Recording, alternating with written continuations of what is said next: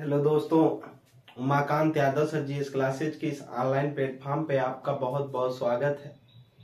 हम लोग पिछले समय में मध्यकालीन भारत के इतिहास में मुगल साम्राज्य में अकबर के द्वारा चलाए गए मनसबदारी व्यवस्था को देखा।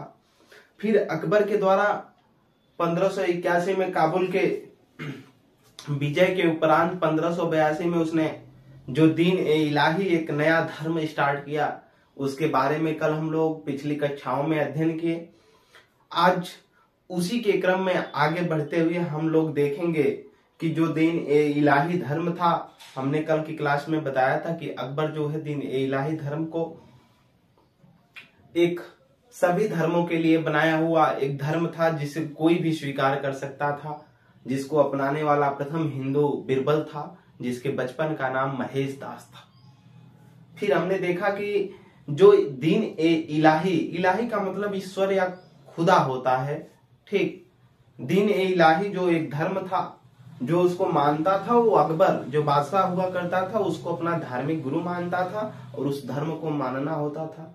हमने बताया भी था कि धर्म में कई प्रतिबंधित चीजें भी थी, जो उस धर्म को अपनाता था कई चीजों पर प्रतिबंध लगाना होता था। फिर वो जो धर्म था उसके जो पुरोहित या अध्यक्ष माने जाते थे वो अबुल फजल थे, जो रविवार को ही केवल धारण किया जाता था। और जो धारण करने वाले लोग होते थे वो सबसे पहले बादशाह उनके सर पर पगड़ी रखता था और इसके बाद उनको एक प्रशस्ति चिन्ह भेंट करता था जिसपे अल्लाहू अकबर अंकित हुआ करता था, ठीक। तो आज हम लोग दीन इलाही धर्म को पढ़ करके उसके बाद आज आगे की तरफ चलेंगे। अकबर ने ही 1583 ईस्वी में चल करके इलाही यानी ईश्वर के नाम से उसने इलाही ए गज यानी मापन, भूमि मापन की व्यवस्था और भी इलाही संवत चलवाया और उसी समय प्रयागराज का नाम बदल करके उसने इलाहाबाद कर दिया। तो चलिए आज आगे की तरफ देखते हैं। लिखेंगे 1583 ईस्वी में अकबर ने 1583 ईस्वी में अकबर ने 1583 ईस्वी नोट करेंगे। अकबर ने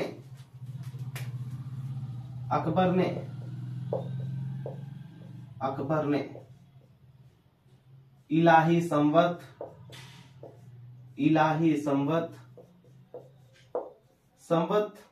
सन होता है, ठीक। उस सन को संवत मान लिया गया। जैसे इसके पहले हमने गुप्त संवत पढ़ा, विक्रम संवत पढ़ा, शक संवत पढ़ा, हर्ष संवत पढ़ा, उसी प्रकार इलाही संवत 1583। इसके बाद लिखेंगे इलाही गज भूमि मापन के लिए, इलाही गज। इसके बाद लिखेंगे प्रयागराज का नाम बदलकर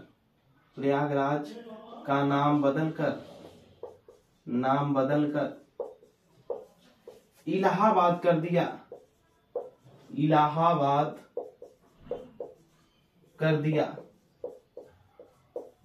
दिया, इलाहाबाद, ठीक। आज वर्तमान में प्रयागराज फिर है, इसके पहले बीच में इलाहाबाद ही था। इलाहाबाद को हम अंग्रेजी में अल्लाहाबाद लिखते हैं लेकिन पढ़ते हैं इलाहाबाद, ठीक। अब प्रयागराज जो कि गंगा और यमुना और माना जाता है कि लुप्त हो गई नदी सरस्वती के संगम पर बसा हुआ शहर है इलाहाबाद। आगे की तरफ देखेंगे, इसने इलाही सिक्के भी चलवाया, इलाही सिक्के चलवाया। और जो सिक्के चलवाए जाते थे, जहां से सिक्के बनते हैं उसको बोला जाता है टकसाल, मिंट्स।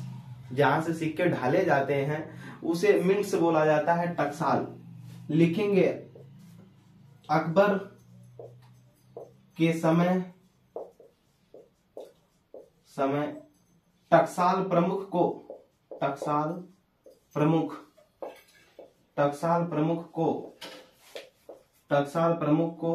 चौधरी कहा जाता था। जो टकसाल प्रमुख था उसको क्या कहा जाता था? चौधरी कहा जाता था। ठीक, आगे की तरफ नोट करेंगे इसमें हम, अकबर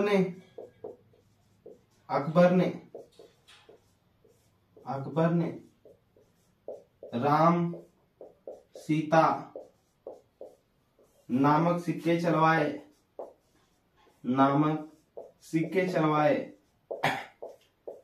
चलवाए, जिसे राम सिया सिक्के कहा जाता था। ठीक, अकबर ने सोने के सिक्के चलवाए। अकबर के समय स्वर्ण सिक्के को संसब कहा जाता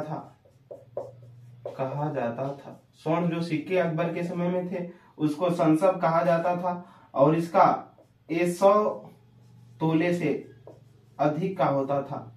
100 तोले से अधिक का होता था। ठीक, सोना तोले में मापा जाता था। जो संसब हुआ करते थे स्वर्ण सिक्के, उसका वजन 100 तोले से अधिक हुआ करता था। ठीक, तो हमने क्या देखा? अकबर ने इलाही संवत चलवाया 1583 में। इलाही गज की शुरुआत की भूमि मापन के लिए। प्रयागराज का नाम बदलकर इसने इलाहाबाद रख दिया, और इलाही सिक्के चलवाया अकबर ने अपने समय में जो टकसाल, जहां पर सिक्के ढाले जाते हैं उसको टकसाल बोला जाता है। टकसाल प्रमुख को चौधरी कहा जाता था अकबर के समय में। अकबर ने राम और सीता नामक सिक्के चलवाए, राम सिया। ठीक, अकबर के समय में स्वर्ण सिक्के को संसब कहा जाता था, जो 100 तोले से अधिक हुआ करता था। आगे की तरफ देखेंगे हम, इसमें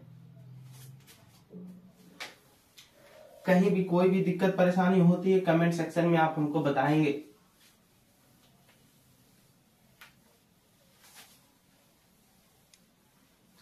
आगे की तरफ लिखेंगे, अकबर ने अपनी राजधानी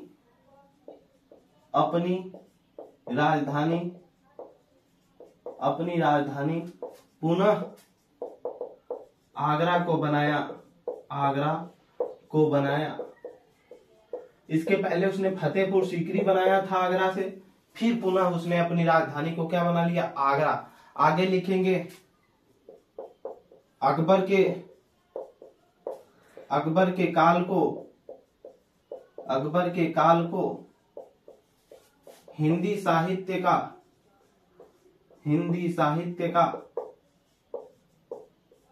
स्वर्ण युग कहा जाता है। हिंदी साहित्य का स्वर्ण युग कहा जाता है। ठीक, साहित्य का, सॉरी हिंदी साहित्य का नहीं, बस हिंदी लिखिए, सॉरी साहित्य केवल लिखिएगा। साहित्य का स्वर्ण युग कहा जाता है। साहित्य का स्वर्ण युग कहा जाता है क्योंकि इसमें बहुत से ग्रंथों का फारसी भाषा में अनुवाद हुआ।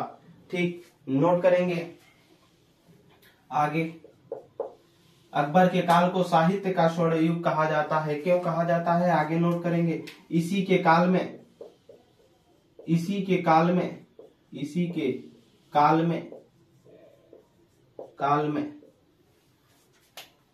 लिखिएगा, रामायण और महाभारत का फारसी भाषा में अनुवाद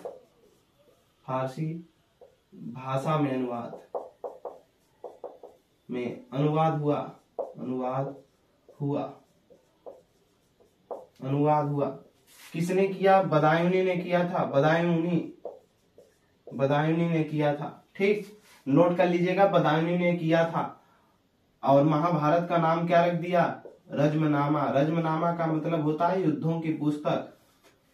पूछा जाता है महाभारत का प्राचीन नाम जय संहिता, लेकिन और भी अगर नाम पूछा जाएगा तो महाभारत का जो फारसी भाषा में अनुवाद हुआ बदायूनी ने किया था, रामायण का भी और महाभारत का, तो उसने महाभारत का नाम रख दिया रज्मनामा। रज्मनामा का मतलब होता है युद्धों की पुस्तक। नोट कर लीजिएगा, युद्धों की पुस्तक। युद्धों की पुस्तक। किसको? रजमनामा को बोलते हैं। महाभारत का एक नाम ये भी है। ठीक, आगे लिखेंगे स्टार बना करके, महाकवि तुलसीदास ने इसी के शासनकाल में, महाकवि तुलसीदास ने इसी के शासनकाल में रामचरितमानस की रचना की। लिखेंगे इसी के काल में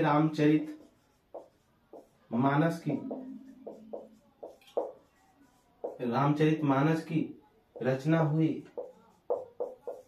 किसने किया? महाकवि तुलसीदास ने। नोट कर लीजिएगा, किसने किया? महाकवि तुलसीदास ने रामचरितमानस की रचना की। आगे लिखेंगे अकबर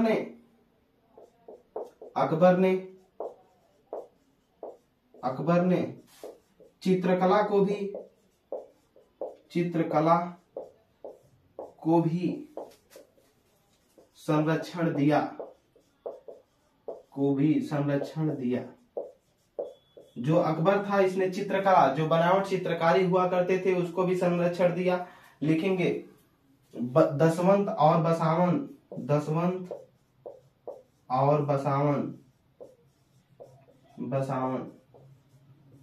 ये दो प्रसिद्ध चित्रकार थे। प्रसिद्ध चित्रकार अकबर के क्या थे? प्रसिद्ध चित्रकार थे।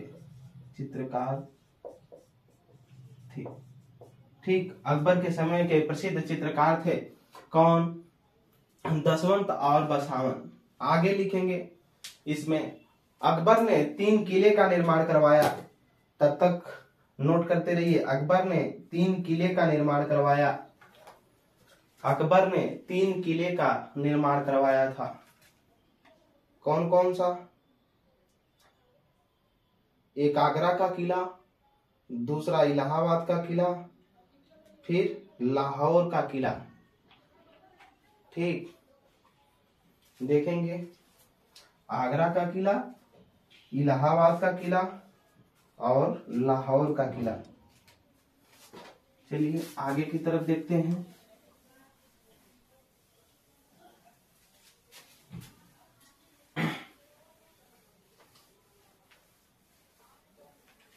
नोट करेंगे अकबर ने 3 किले का निर्माण करवाया। 3 किले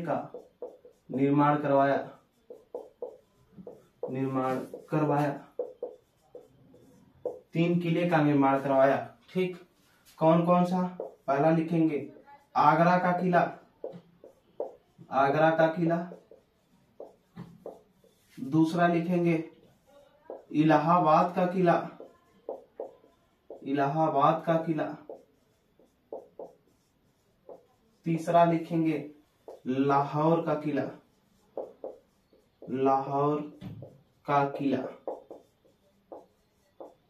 ठीक, किला को ही दुर्ग बोला जाता है। इसने निर्माण करवाया एवं 2 दरबार भी बनवाया। सब में, सभी किलों में क्या किया? 2 दरबार बनवाया। ठीक, 2 दरबार बनवाया। सभी किलों में 2 दरबार बनवाया। कौन कौन सा? लिखेंगे दीवाने ए आम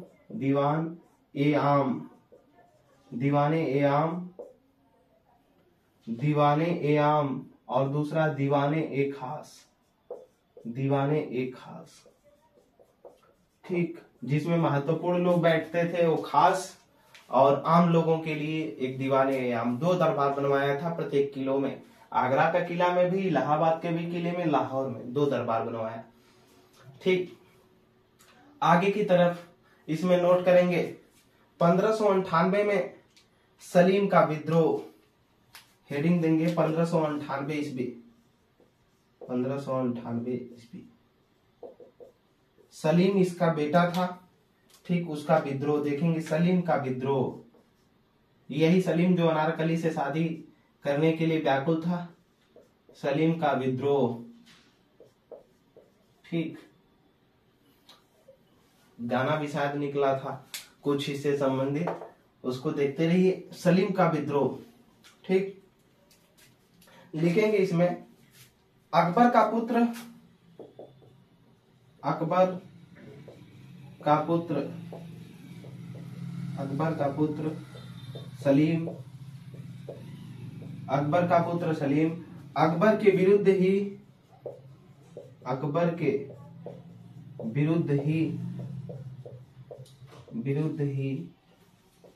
विद्रोह कर दिया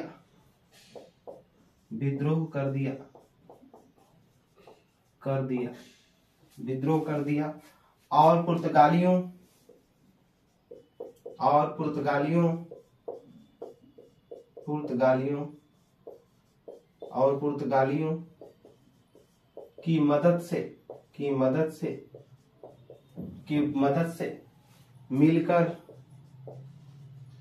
पुर्तगालियों की मदद से मिलकर इलाहाबाद के किले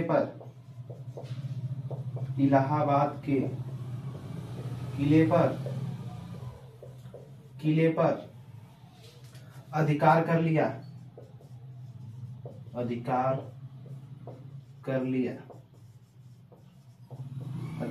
लिया। अकबर ने, आगे लिखेंगे, अकबर ने इस विद्रोह को रोकने के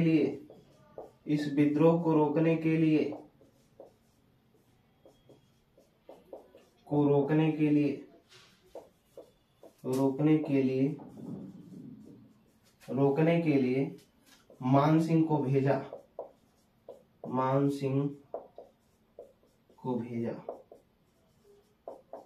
थोड़ा कहानी समझिएगा क्या थी। जो अकबर का बेटा सलीम हुआ करता था, ये अबुल फजल से जलता था और अबुल फजल अकबर के दरबार का महत्वपूर्ण दरबारी था, जिसको नवरत्नों में एक स्थान प्राप्त था, जिसको बहुत मानता था अकबर। और कुछ उसकी भी चालाकियां थी। इसी के वजह से सलीम हमेशा अबुल फजल से जलता था और सलीम ये सोचता था कि अबुल फजल की वजह से ही हम राजा नहीं बन पा रहे हैं। ठीक, इसीलिए सलीम जो है हमेशा अबुल फजल का विद्रोह करना स्टार्ट किया, हमेशा अबुल फजल के अपने पिता के खिलाफ रहता था। तो इसने पुर्तगालियों की मदद पाई और जब पुर्तगाली भारत में आए थे तो वो मुगल सत्ता जो थी, जिसका कब्जा हो गया था बंगाल से लेकर के गुजरात तक के क्षेत्रों में, तो उसने व्यापार के लिए बंगाल में और गुजरात के क्षेत्रों पर वो मुगलों से दोस्ती स्थापित करना चाहते थे, क्योंकि उनको साम्राज्य विस्तार करना था। इसीलिए वो एक डायरेक्ट, क्योंकि अकबर जब गुजरात अभियान पर 1572-73 में आया था तो सबसे पहले वहां पुर्तगालियों से मिला था। इसीलिए अकबर से पुर्तगाली अपना स्थापित करना चाहते थे संबंध, लेकिन वो कर नहीं पा रहे थे डायरेक्ट, इसलिए उसने उसके पुत्र को मदद कर दिया। उन्होंने सोचा कि शायद अपने पिता का विद्रोह कर दे, तो इसके पिता के न रहने पर इसका साम्राज्य जब होगा तो हमारी बात को मान लेगा। तो अकबर का पुत्र जब सलीम अकबर के विरुद्ध विद्रोह कर दिया तो पुर्तगालियों की उसको मदद दी, इसके बेटे को उसने मदद दिया और उसकी मदद से इलाहाबाद के किले पर इसने अधिकार कर लिया। और अधिकार करने के बाद इलाहाबाद की राजगद्दी को प्राप्त करना चाहता था सलीम। उसी समय क्या हुआ, अकबर ने इस विद्रोह को रोकने के लिए मान सिंह को भेजा था और अबुल फजल जो थे उसी को झांसी के संस्थापक माने जाते हैं वीर सिंह बुंदेला, जो कि एक महत्वपूर्ण दोस्त थे सलीम के। इसने क्या किया, सलीम वीर सिंह बुंदेला जो झांसी के संस्थापक माने जाते हैं, उनसे, अपने मित्र से, उनसे हत्या करवा दिया। किसकी? अबुल फजल की। अबुल फजल की इसने हत्या कर दिया वीर सिंह बुंदेला ने। और जब उनकी 1602 में हत्या हो गई तो सलीम इलाहाबाद की राजगद्दी के लिए स्वयं को स्वतंत्र शासक घोषित कर दिया।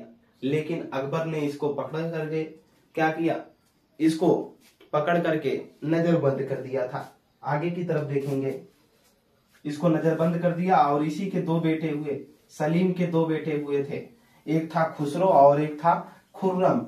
तो खुसरो को ही अगला उत्तराधिकारी घोषित किया था कौन? सलीम, अकबर ने।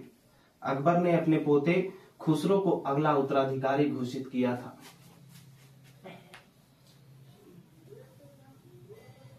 कहानी को नोट करिएगा। 1602 में 1602 ईस्वी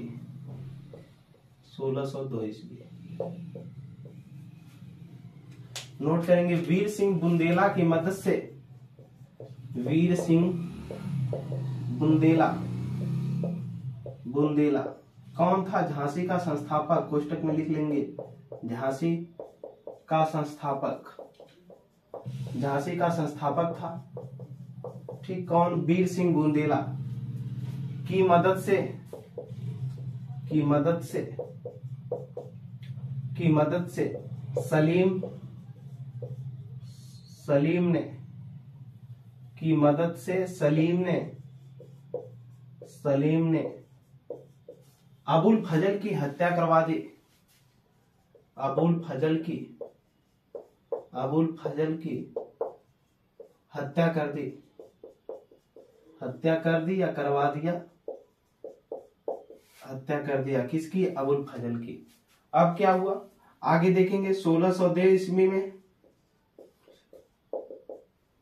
ठीक, अकबर ने अपना उत्तराधिकारी, उत्तराधिकारी, उत्तराधिकारी खुसरो को घोषित किया, खुसरो को घोषित किया, को घोषित किया, घोषित किया। अपने बेटे को नहीं, अपने पोते को कर दिया। खुसरो कौन था? लिखेंगे सलीम, स्टार बनाकर सलीम। सलीम के दो बेटे थे, बेटा, एक था खुसरो और दूसरा था खुर्रम। ठीक, एक था खुसरो और दूसरा था खुर्रम। यही खुसरो था जिसको अकबर ने अगला राजपाट घोषित कर दिया। ठीक, लेकिन बाद में चलने के बाद फिर सलीम जो है अकबर से माफी मांगता है और माफी मांगने के बाद अगला उत्तराधिकारी बनेगा। तो आगे की तरफ देखेंगे हम। इसमें बाद में सलीम जो है अकबर से क्या करता है? माफी मांगता है, फिर इसके बाद अगला उत्तराधिकारी बनता है। ठीक, तब तक इसका बेटा जो खुसरो बना था वो अपने बाप के, मतलब पिता, पहले सलीम अपने पिता के खिलाफ, अकबर के खिलाफ ये विद्रोह जारी रखा था। फिर अब सलीम के खिलाफ जो खुसरो को दिया गया था राजपाट, उसने फिर विद्रोह कर दिया अपने पिता के खिलाफ। ठीक, आगे लिखेंगे विद्रोह कर दिया। आगे 1599 ईस्वी में अंग्रेजों का भारत आगमन हो गया। 1599 ईस्वी अंग्रेजों का भारत आगमन, अंग्रेजों, अंग्रेजों का भारत आगमन, का भारत आगमन। ठीक, अंग्रेजों का भारत आगमन लिखेंगे जॉन मिल्डन हॉल जो आया, उसका नाम था जॉन मिल्डन हॉल, मिल्डन हॉल। जो अंग्रेज आया था भारत, उसका नाम था जॉन मिल्डन हॉल। लिखेंगे अकबर के दरबार में पहुंचने वाला, अकबर के दरबार में, के दरबार में, अकबर के दरबार में पहुंचने वाला, अकबर के दरबार में पहुंचने वाला, अकबर के दरबार में पहुंचने वाला प्रथम अंग्रेज, प्रथम अंग्रेज, प्रथम अंग्रेज राल्फ फिंच था। लिख लेंगे यही, राल्फ फिंच, राल्फ फिंच था, राल्फ फिंच, राल्फ फिंच था। ठीक, नोट कर लीजिएगा। इसी समय merchant, merchant, merchant adventures group, adventures, adventures group, adventures, merchant adventures group जो आया था, जो आया था, ठीक, व्यापार करने के लिए, व्यापार करने के लिए। ठीक, यही मर्चेंट एडवेंचर्स ग्रुप जो आगे चल करके ईस्ट इंडिया कंपनी गठित होगी 31 दिसंबर 1600 को, कहा? ब्रिटेन में। और वो भारत व्यापार करने के लिए आएगी 1600 चार्टर राज के लेक की तरफ, वो अकबर के ही समय में आए थे। ठीक, आगे की तरफ हम देखेंगे 1605 में अकबर की मृत्यु हो गई। नोट करेंगे 1605 ईस्वी, 1605 ईस्वी अकबर की मृत्यु हो गई, अकबर की मृत्यु हो गई, मृत्यु, अकबर की मृत्यु हो गई, हो गई। नोट कर लीजिए 1605 ईस्वी में अकबर की मृत्यु हो गई। इसका मकबरा, मकबरा, मकबरा सिकंदराबाद, आगरा में है।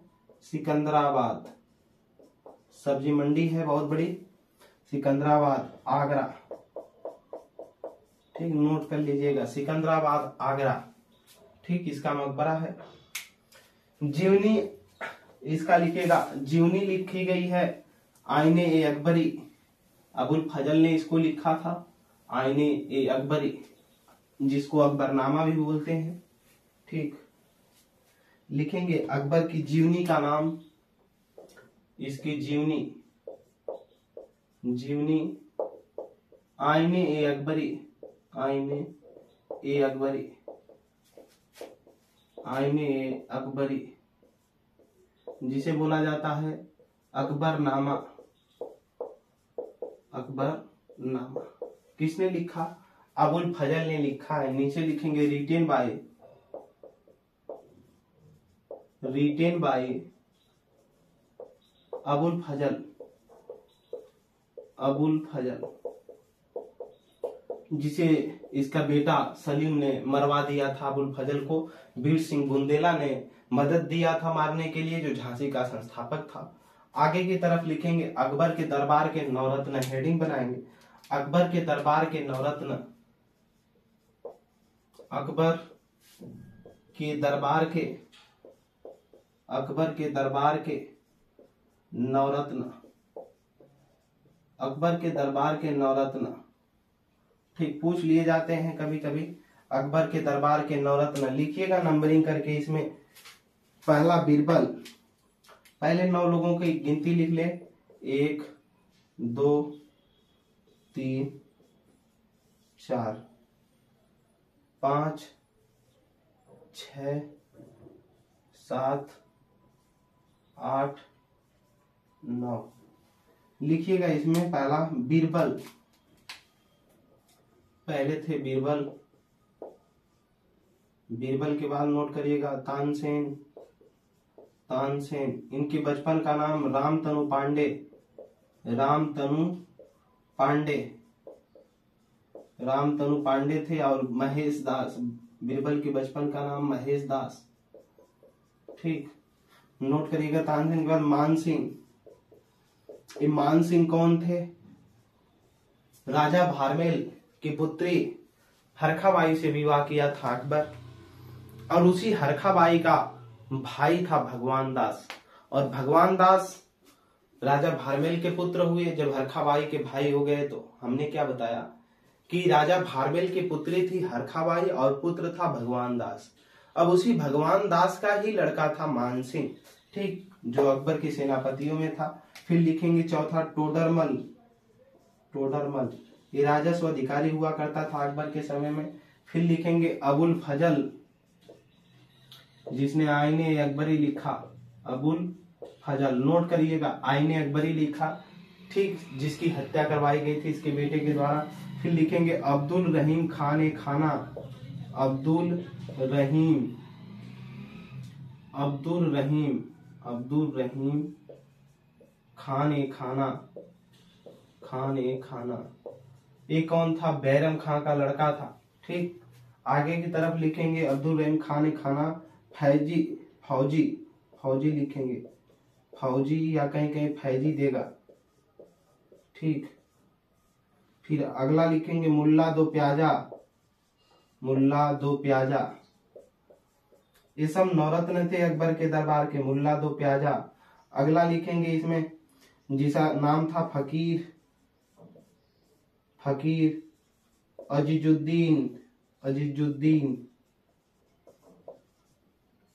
और मुल्ला दो प्याजा को ही हकीम हुकाम बोला जाता था, हकीम हुकाम, हकीम हुकाम। तो ये रहा अकबर के दरबार के नवरत्न, और अकबर के बारे में हम लोग पढ़े। अब अगले बारे में हम लोग इसके बेटे सलीम, जिसका नाम जहांगीर है, उसके विषय में पढ़ेंगे। 1605 में इसकी मृत्यु भी हो गई। नोट कर लीजिएगा, अकबर के दरबार के नवरत्न बीरबल महेश दास जिसके बचपन का नाम था, तानसेन रामतनु पांडे था, मानसिंह टोडरमल, अबुल फजल अब्दुल रहीम खान ए खाना, फौजी या फैजी, मुल्ला दो प्याजा और फकीर अजीजुद्दीन, यही अकबर के दरबार के नवरत्न रहते थे जो उसकी शोभा बढ़ाते थे। ठीक, आज के लिए इतना ही दोस्तों। इस क्लास में उमाकांत यादव सर जी इस क्लासेज की इस ऑनलाइन प्लेटफॉर्म पे जुड़ने के लिए आपका बहुत बहुत धन्यवाद। ज्यादा से ज्यादा हमारे चैनल को शेयर, एक दूसरे तक सब्सक्राइब करवाएं। जिनको बेहतरीन एग्जाम की तैयारी करना है, नोट्स प्राप्त करना है, वो हमारे कमेंट बॉक्स में अपना निर्णय दे सकते हैं। धन्यवाद।